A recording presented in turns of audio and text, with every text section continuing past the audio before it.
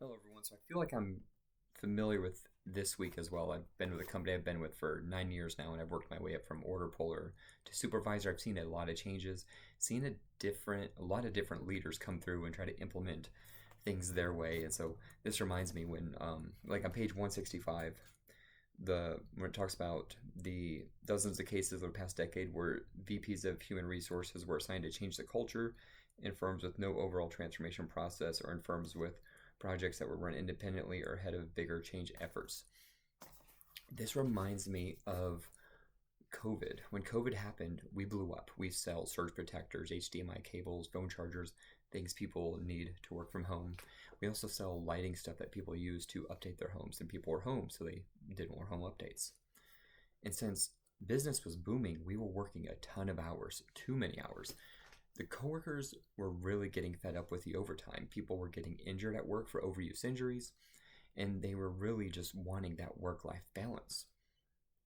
And so culture was just, it took a big hit. Well, once our team members started looking exhausted, and I was one of them, just the dark circles under the eyes, the culture went down. So the new leadership team at the time, of course, they're not here anymore, but they came in and they hung banners saying customer service is our purpose and we put our employees first. Then they gave us pizza parties, and then they would hand out $25 gift cards.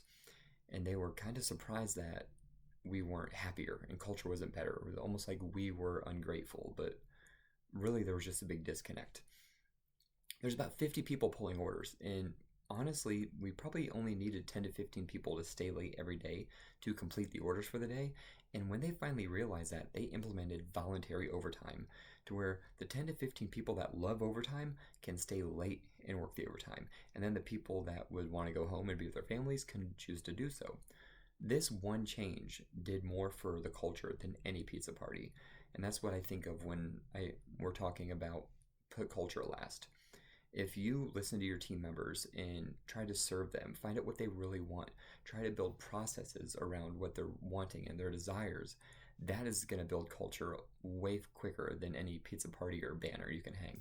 And so that's my experience. I'm curious to hear if you guys have any similar experiences to where a process change did more for culture than a pizza party. Thanks, everyone.